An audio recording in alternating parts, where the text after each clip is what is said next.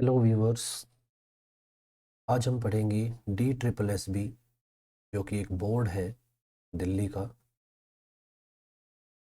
इसके under primary teacher, assistant teacher या primary teacher, जिसका कि अभी एग्ज़ाम है 7 मार्च से शुरू हो जाना है। इसकी प्रिपरेशन स्ट्रेटजी देखेंगे कि लास्ट टाइम पे हम क्या कर सकते हैं, क्या स्ट्रेटजी रख सकते हैं इसकी तैयारी के लिए। पहले हम देखते हैं एग्ज़ाम पैटर्न। एग्ज़ाम पैटर्न क्या है? एक तो सिंगल एग्ज़ाम है। सिंगल एग्ज़ाम मतलब वन टायर पेपर है। एक एग्ज़ाम है, इसके अंदर 200 क्वेश्चंस है, 200 मार्क का ये पेपर होगा, 200 मार्क्स का, और 2 घंटे का ये पेपर है। एक सिंगल एग्ज़ाम निकाल के आपको एक 4200 ग्रेड पे की जॉब मिलती है। तो बहुत ही इम्पोर्टेंट एग्ज़ाम है, बहुत ही रेप्यूटेड पोस्ट है, क्योंकि 4200 ग्रेड पे बहुत अच्छी सैलरी होती है इसमें। तो 200 क्वेश्चन और 200 मार्क्स, यानी कि 2 घंटे के अंदर, 2 आवर्स 120 मिनट्स के अंदर आपको 200 को क्वेश्चंस अटेम्प्ट करने हैं। तो कहीं ना कहीं टाइम मैनेजमेंट का रोल बहुत बड़ा हो जाता है इसमें। तो एग्ज़ाम पैटर्न क्या है? पहले 100 नंबर जो आएंगे, 100 मार्क्स जो होंगे या 100 क्वेश्चंस जो होंगे, वो सभी 20-20 नंबर के 20-20 क्वेश्चन होंगे। 20 मार्क्स, 20 क्वेश्चंस। ठीक है, 1 नंबर का एक क्वेश्चन। तो रीजनिंग, मैथमेटिक्स, जीके, इंग्लिश और हिंदी, ये सभी मिलाकर 100 नंबर बनते हैं हमारे, और 100 क्वेश्चंस बनते हैं। अब यहाँ ये समझना थोड़ा महत्वपूर्ण है कि आपको एक बार में सिर्फ 20 क्वेश्चंस ही ओपन होते हैं, और आप 1 से लेकर 20 क्वेश्चंस तक ही आगे पीछे जाके देख सकते हो। ठीक है, और जैसे ही आप इसको सबमिट कर दोगे, इसके बाद नेक्स्ट 20 क्वेश्चंस खुलेंगे। सपोज पहले आपकी रीजनिंग खुली, तो रीजनिंग के 20 क्वेश्चंस ही आप अटेम्प्ट करोगे। अगर आपको लगता है कि कोई क्वेश्चन आपको नहीं आता और उसको आप बाद में करना चाहोगे, तो बाद में करने का मतलब सिर्फ इतना ही है कि 1 से लेकर 20 तक चले जाओ, उसके बाद यहाँ तक आ जाओ वापस, बस इसी रेंज में घूम सकते हो। एक बार अगर आपने रीजनिंग को सबमिट कर दिया, इसको सबमिट कर दिया आपने, तो क्या होगा? आपका नेक्स्ट पोर्शन खुल जाएगा मैथमेटिक्स, और फिर आप रीजनिंग पे नहीं जा सकते। तो यानी कि ये क्या है? वन वे प्रोसेस है। ठीक है, 20-20 के सेट्स खुलेंगे आपके। तो 5 ये सब्जेक्ट्स हो गए। सेकंड पार्ट जो आता है वो होता है स्पेसिफिक पोर्शन। स्पेसिफिक पोर्शन मतलब, जैसे अगर हम अभी प्राइमरी टीचर की बात करेंगे, तो प्राइमरी टीचर में यहाँ पर आती है एजुकेशनल साइकोलॉजी, कह सकते हैं उसको आप। ठीक है, तो कई अलग अलग चीज़ें होती हैं, और 100 मार्क्स का बनता है पूरा पेपर, जिसमें आपकी एजुकेशन, साइकोलॉजी, काफ़ी चीज़ें आती है। तो अब ये स्पेसिफिक क्यों है? क्योंकि प्राइमरी टीचर बनने के लिए जो चीज़ ज़रूरी है, उसके लिए अलग से 100 नंबर का पेपर होता है। ऐसे ही अगर मान लो आप किसी टीजीटी या पीजीटी बनते हो, और वहाँ किसी सब्जेक्ट जैसे हिंदी का पेपर है ना, हिंदी के टीजीटी बनते हो, तो यहाँ ये 100 नंबर की हिंदी आती थी ना, टीजीटी में ये 100 नंबर की हिंदी आती है। लेकिन प्राइमरी में साइकोलॉजी टाइप चीज़ें आती हैं, तो वो स्पेसिफिक पोर्शन कहलाता है, क्योंकि पहला वाला पोर्शन क्या था? जनरल पोर्शन, जो सबके लिए सेम था। अब इस 100 मार्क्स में क्या क्या आता है? तो हम कहेंगे एजुकेशनल साइकोलॉजी। साइकोलॉजी एक अलग विषय है, उसका एजुकेशनल पर्सपेक्टिव क्या है ना, उसके संदर्भ में हम इसमें पढ़ते हैं। सेकंड, प्योर एजुकेशन से संबंधित चीज़ें। थर्ड, अलग अलग विषयों को पढ़ाने की जो पैडागोजी होती है, अलग अलग सब्जेक्ट्स को पढ़ाने की आपकी पैडागोजी। और फोर्थ चीज़ आती है एप्टीट्यूड। एप्टीट्यूड मतलब कि क्या आपके अंदर एक टीचर बनने के गुण है या नहीं है, कुछ प्रश्नों के माध्यम से ये चीज़ जांच की जाती है इसमें। तो इस प्रकार की कुछ चीज़ें इसके अंदर रहती है, जिसमें 100 नंबर ये बनते हैं और 100 नंबर हमारे जनरल पोर्शन के थे, यानी कि टोटल मिलाकर ये 200 मार्क्स का आपका एग्जाम हो गया। अब स्ट्रेटजी क्या है? क्योंकि ये तो एग्जाम पैटर्न हुआ, ये तो सबको पता है कि भी कैसे कैसे एग्जाम चल रहा है। अब स्ट्रेटजी क्या है? अभी लास्ट टाइम चल रहा है, बिल्कुल है ना, बहुत ही नियर बाय आपके क्या है, एग्जाम है। लास्ट टाइम पे क्या चीज़ करें कि आपके मार्क्स इंप्रूव हो जाए? तो देखिए, थोड़ा सा प्लान बेस पे काम करना पड़ेगा। जैसे अब रीजनिंग और मैथमेटिक्स है,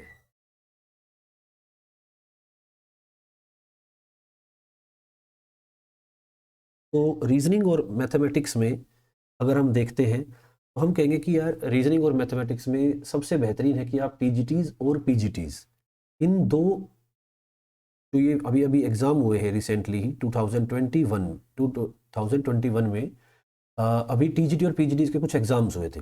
वो जो एग्ज़ाम्स है, वो जो क्वेश्चन पेपर्स है, अगर आप उनको सोल्व करेंगे तो आपको पता चलेगा कि लास्ट टाइम पे आपकी क्या प्रिपरेशन है रीजनिंग और मैथ्स की। क्यों? क्योंकि इनके जो क्वेश्चंस होते हैं या इनका जो लेवल होता है वो लगभग सेम ही बना रहता है। अगर देखेंगे तो हम तो पीजीटी में आपके हो सकते हैं 3 से 4 क्वेश्चन अच्छे वाले मिलेंगे, पीजीटी में 2 से 3 मिलेंगे, तो हो सकता है प्राइमरी टीचर में 1 से 2 क्वेश्चन थोड़ा सा लेवल बढ़िया मिले, बाकी क्वेश्चंस ईजी मिलेंगे। ठीक है, ईजी मतलब जिसको थोड़ा सा जिसकी तैयारी है, जिसने की है तैयारी। ठीक है, तो ये चेक करने के लिए कि क्या लेवल आता है या किस तरीके के क्वेश्चन आ रहे हैं, आप उन पेपर्स को सोल्व कीजिए। जब आप उन पेपर्स को सोल्व करेंगे तो सबसे पहली चीज़ देखना कि आपका टाइम मैनेजमेंट महत्वपूर्ण है यहाँ, कि यहाँ आपको समय कितना लग रहा है। क्योंकि फर्स्ट पार्ट के लिए आपको देखिए हर हालत में सेकंड पार्ट को कहीं ना कहीं 55 या 50 मिनट्स तो अराउंड चाहिए ही चाहिए सेकंड पार्ट को अटैम्प्ट करने के लिए, मिनिमम इतना। ठीक है, तो बाकी समय आपको यहाँ से निकालना ही पड़ेगा, यहाँ से आपको जल्दी से जल्दी निकलना पड़ेगा रीजनिंग और मैथ्स से। तो यहाँ आप क्या करोगे, जब आप प्रैक्टिस कर रहे होगे तो देखना कि भाई रीजनिंग में इतने ऐसे क्वेश्चंस थे जो आपसे अटेम्प्ट नहीं हुए एक सिंगल ट्रायल में। यानी कि फर्स्ट अटेम्प्ट आपने क्वेश्चन देखा, आपसे हो गया, दूसरा क्वेश्चन देखा, हो गया, तीसरा हो गया। कुछ क्वेश्चंस ऐसे होंगे जो टाइम कंज्यूम कर रहे होंगे, आपसे हो भी नहीं रहे होंगे, तो उसको स्किप कीजिए। उस समय 20 तक जाइए और 20 के बाद वापस एक बार आपको लगता है कि एक आध क्वेश्चन आपको थोड़ा सा अंदाजा सा लग रहा था, उनको वापस आके सोल्व कीजिए। तो आप ये देखिए कि कितना समय आप लगा रहे हो रीजनिंग के अंदर। ठीक है, ऐसे ही आप मैथमेटिक्स में करेंगे कि मैथमेटिक्स में भी आप चेक करेंगे कि कितने मार्क्स आप बना पा रहे हो मैथमेटिक्स में, अगर आप इस तरीके से करते हो तो यहाँ आपको थोड़ा सा रखना पड़ेगा कि यार 20 क्वेश्चंस अगर रीजनिंग के हैं तो क्या मैं 20 मिनट के अंदर कर पा रहा हूँ, 20 मिनट 15 मिनट, है ना, इसके बीच में क्या मैं अटेम्प्ट कर पा रहा हूँ, या फिर मैं मैथमेटिक्स को भी ऐसे ही 20 मिनट्स के अराउंड अराउंड कर पा रहा हूँ। ठीक है, अब आप कुछ बच्चे कहेंगे कि रीजनिंग तो मेरे अच्छे है, मेरे तो 19 क्वेश्चन हो रहे हैं। अरे 19 क्वेश्चन होना मैटर नहीं है, मैटर ये है कि उस टाइम लिमिट में कितने किए हैं आपने। क्योंकि यहाँ अगर आपके मान लो 2 क्वेश्चन ज़्यादा भी आपने अटेम्प्ट कर लिए, ठीक है, 2 क्वेश्चन ज़्यादा कर लिए, 2 नंबर ज़्यादा ले लिए, लेकिन आप पीछे जो है एक पूरा सेक्शन आपका साइकोलॉजी का रह जाता है, तो इसका मतलब आपकी रीजनिंग वीक रहेगी। इस रीजनिंग की वजह से आपके वहाँ काफ़ी नंबर्स कट गए। ठीक है, ऐसे ही मैथमेटिक्स में है कि मैथमेटिक्स में भी आपको क्या करना है, इस तरीके से इवेल्युएट करना है कितने समय में आप क्वेश्चंस कर पा रहे हो। देखिए मैथमेटिक्स में एक स्किल होती है कि हम हर क्वेश्चन को सोल्व करके कोशिश करते हैं कि पूरा सोल्व करेंगे तब आंसर मिला है, लेकिन कई बार ऐसा होता है कि पूरा सोल्व करने की ज़रूरत नहीं होती है।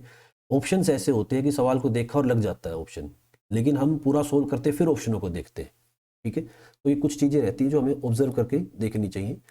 और इस तरीके से आपको क्या करना है कि आपको टाइम लिमिट के अंदर, है ना, टाइम लिमिट के अंदर आपको क्या करना है, इन चीज़ों को कवर करना है। ये आपका मेन चीज़ रहे इसमें रीजनिंग और मैथ्स में। नेक्स्ट आता है जनरल नॉलेज यानी कि जीके। तो जीके में क्या करेंगे, तो करंट अफेयर, देखिए पीछे पेपर देखे होंगे आपने, तो हर पेपर में 5 से 6 मार्क्स का करंट अफेयर आ रहा है। और करंट अफेयर आ भी ऐसा नहीं रहा कि बहुत डिफिकल्ट आ रहा हो या बहुत ही पुराना आ रहा हो, ऐसा भी नहीं है ना। तो जो एग्जाम अभी टीजीटी पीजीटी के हुए उसमें देखा गया कि जो करंट अफेयर आता है, अगर एग्जाम जैसे मार्च में है आपका, ठीक है, तो इससे 3 महीने पहले के करंट अफेयर आप कर लीजिए, यानी कि फरवरी, जनवरी और दिसंबर। लेकिन समस्या ये है इस एग्ज़ाम की कि ये एग्ज़ाम होना तो कब था, ये नवंबर के आसपास होना था ये एग्ज़ाम। अब ये नहीं पता कि क्या ये एग्ज़ाम उस समय सेट कर दिया गया था या अभी सेट किया गया है। अगर नवंबर में सेट किया जाता तो क्या होता, आपको इससे पहले अक्टूबर, सितंबर और अगस्त, ठीक है, यानी कि अगस्त टू सितंबर, अक्टूबर तक आपको करना था। अभी मार्च में हो रहा है तो अब आपको क्या करना है, क्योंकि दिसंबर टू आपको फरवरी तक करना था करंट अफेयर। ठीक है, तो अब हमारे लिए समस्या ये है कि पता नहीं यहाँ से पेपर सेट हो चुका है या यहाँ पेपर सेट हुआ है, तो इसलिए क्या है, एटलीस्ट आपको यहाँ अगस्त से लेकर और फरवरी तक के सारे करंट अफेयर एक बार रीड कर लेना। हल्का हल्का सा भी पता चल जाएगा, बेसिक बेसिक सी चीज़ें भी पता होगी तो काम चल जाता है, क्योंकि बहुत गहराई से करंट अफेयर नहीं पूछा जाता है। लेकिन 5 से 6 नंबर का वेटेज है, और वो भी जीके के अंदर, जहाँ बच्चे डीएसएसबी जब जीके पे आता है तो भाई वहाँ से नंबर निकालना मुश्किल हो जाता है, अच्छी जीके पूछता है तो उसमें आपका करंट अफेयर आपका बहुत बहुत बहुत ज़्यादा मतलब साथ देगा, क्योंकि 5-6 नंबर बहुत ज़्यादा हो जाते हैं। अब बात आती है फिक्स जीके जो है उसको कैसे करें। तो देखिए आपकी अपनी कोई ना एक स्ट्रीम होती है। स्ट्रीम का मतलब क्या है कि जैसे कोई बच्चा अगर आर्ट स्ट्रीम से है तो उसका कहीं ना कहीं हिस्ट्री, पॉलिटी, ज्योग्राफी, है ना, इन पे पकड़ रहती है। तो कोशिश कीजिए जो चीज़ आपको आती है वहां से नंबर ना कटे, है ना, उसको रिवाइज करके जाए अच्छी तरीके से। उसको रिवाइज करके जाएंगे, यानी कि जो आपकी जो कहते हैं कि भाई स्ट्रेंथ है ना, उसको जरूर अपने को पक्का करके जाए कि अगर वहाँ से मान लो उस पोर्शन से आपके 3 4 5 नंबर भी आते हैं तो वो पक्के हो जाए, प्लस आपकी करंट अफेयर पक्के हो जाए। और बाकी चीज़ें क्या है, बाकी चीज़ें भाई अगर आती हुई दिखे तो लगाओ, वरना उसको छोड़ सकते हो, क्योंकि जीके में अगर आपने 11 12 नंबर निकाल दिए तो वो अच्छे नंबर कहलाते हैं। नेक्स्ट आता है लैंग्वेज, यानी कि इंग्लिश और हिंदी। तो इंग्लिश और हिंदी के लिए है कि दोनों में क्या आता है, 5 5 नंबर का कॉम्प्रिहेंशन आता है, तो ये एक इजी पार्ट होता है। हिंदी जल्दी हो जाती है। देखिए जीके की अगर हम बात करें तो जीके में भी टाइम थोड़ा सा जल्दी निकल जाता है, हो जाती है, जल्दी कंप्लीट हो जाती है वो। इंग्लिश और हिंदी में भी यही खेल है कि अगर आप थोड़ा कोशिश करेंगे तो जल्दी जल्दी कर सकते हो इनको। तो 5 5 नंबर के कॉम्प्रिहेंशन आएंगे, वोकेबलरी आएगी, लेकिन वोकेबलरी किसी के मतलब ये होता है कि किसी ने मेहनत कर रखी है तो ही उसमें वो सक्सेस मिल सकती है। और वोकेबलरी में मेहनत का भी क्या है कि भाई अब डिपेंड करता है कि वहाँ क्या चीज़ आई।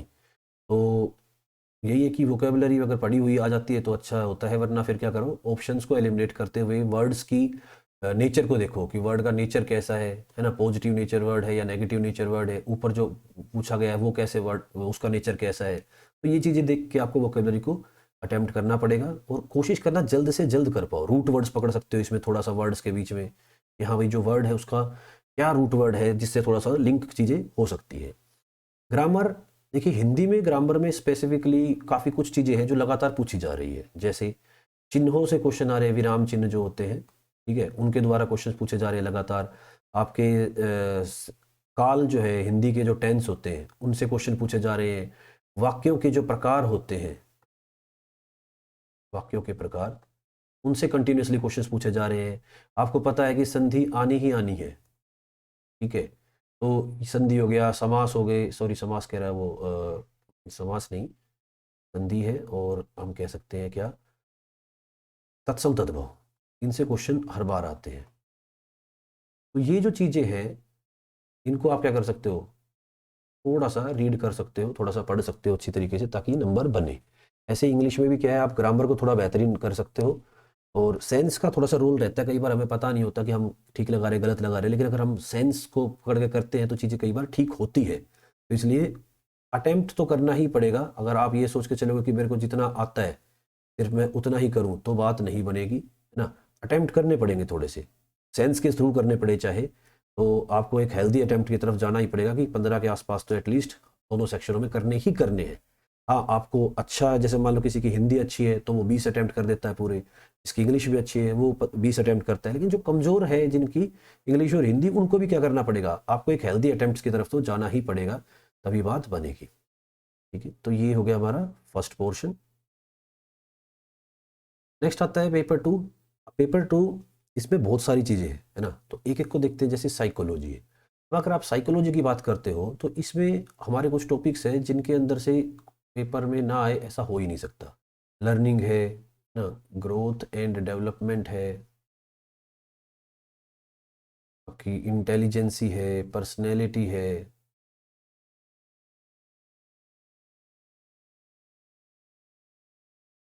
पर्सनैलिटी है, ठीक है, एक्सेट्रा। ये कुछ ऐसे टॉपिक्स हैं जिनके अंदर से, क्योंकि देखो चारों टॉपिक्स के अंदर थ्योरीज है, और जहाँ थ्योरीज है वहाँ से पेपर में आता ही आता है, ठीक है। लेकिन कुछ लोग समझते हैं कि सिर्फ इतनी ही साइकोलॉजी होती है, ऐसा नहीं है। ये सिर्फ इतना है कि यहाँ से पेपर कितना आ जाएगा आपका, 20% या 30% बस, इससे ज़्यादा तो नहीं बन सकता ना। तो ये भी हमें ध्यान देना होगा कि इन्हीं टॉपिक के पीछे ना लगे रहें, और भी टॉपिक्स है। अब एजुकेशन में जाते हैं तो आप कहोगे कि टीचिंग मेथड्स होते हैं हमारे, ठीक है, हिस्ट्री ऑफ एजुकेशन है, कैसे कैसे कोई भी चीज़ निकल के आ रही है, पूरा जो है मैकाले पीरियड से लेके और जो है इंडिपेंडेंस के बाद की जो शिक्षा नीतियां हैं हमारी, है ना, वहाँ तक की अभी नई शिक्षा नीति है, वहाँ तक की चीज़ें सारी की सारी आपको कवर करनी होगी यहाँ पर, ठीक है, हिस्ट्री के अंदर। और हम कह सकते हैं इसके अंदर हमारा इवेल्युएशन का बहुत ही बेहतरीन टॉपिक होता है। तो आप देखेंगे कि यार अगर प्रीवियस ईयर उठा के देखोगे तो टीचिंग मेथड्स और इवैल्यूएशन, ये दो ऐसे सिंपल से टॉपिक होते हैं, ज़्यादा गहरे टॉपिक नहीं होते हैं, और इन दोनों टॉपिक को भी उठाओगे तो एटलीस्ट 15% पेपर इन दोनों से आ जाता है। तो आप समझ सकते हो कि ऐसे छोटे छोटे जो ये चीज़ें रहती है, ये टॉपिक्स होते हैं, है ना, इनका कितना वेटेज है। तो इवैल्यूएशन जब आप करोगे तो आप देखोगे कि असेसमेंट वगैरह है, उसमें ब्लूम्स टैक्सोनॉमी आ गई, है ना, तो वो सब कुछ मिला बुला के इतना पेपर तो यहाँ से भी बन जाता है। फिर आती है फिलोसफी की बात, तो हम कहेंगे फिलोसफी जो होता है, फिलोसफी में क्या आएगा कि जो फिलोसफिकल दर्शन है, महात्मा गांधी है ना, आप जो है विवेकानंद जी को पढ़ते हैं, इसमें नारायण मूर्ति जी को पढ़ते हैं, तो बहुत सारे लोग हैं जिनको हमें पढ़ना पड़ता है। वेस्टर्न को भी की तरफ भी जाते हैं तो लोक है, ह्यूम है ना, आपके प्लेटो है, तो इन सब लोगों को क्या करना, हमें फिलोसफी में पढ़ना होता है। तो 5-1% हम फिलोसफी को भी दे सकते हैं, क्योंकि कहीं ना कहीं टर्म्स वगैरह के रूप में करके फिलोसफी से भी चैप्टर्स बनते हैं हमारे। एजुकेशनल टेक्नोलॉजी ईटी, ईटी भी बहुत ही बेहतरीन चैप्टर रहता है साइकोलॉजी के अंदर, या जो हमारा पेपर 2 की उसके अंदर। और अभी आज के सिनेरियो में इसका वेटेज मेरे ख्याल से शायद बढ़ जाए। देखो डीएसएसबी कोई बढ़िया पेपर तो बनाते हैं नहीं, तो वहाँ कुछ नहीं कह सकते, वरना अगर कोई बढ़िया पेपर बनाने वाली संस्था हो जो थोड़ा सा भाई सिनेरियो को देखे, तो हम कहेंगे कि कोरोना का जो टाइम आया उसके अनुसार ईटी का योगदान बहुत ज़्यादा बढ़ जाता है ना।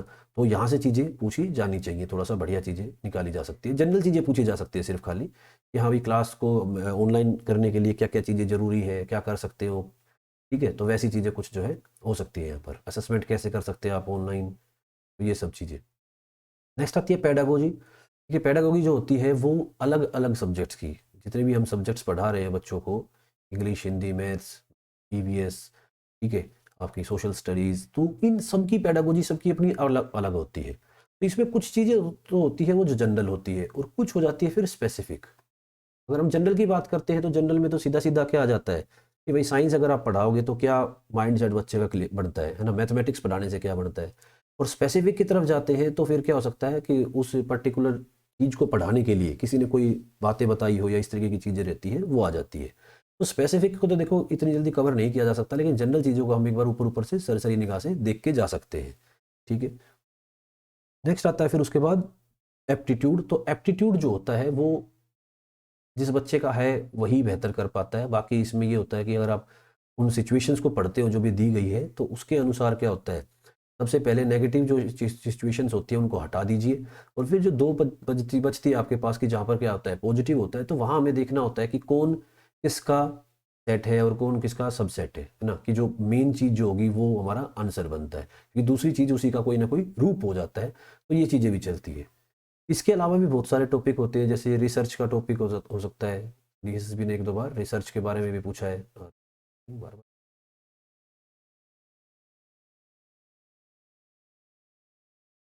तो रिसर्च के टॉपिक्स भी हो सकते हैं इसमें, है ना। और क्या कह सकते हैं हम इसमें, जैसे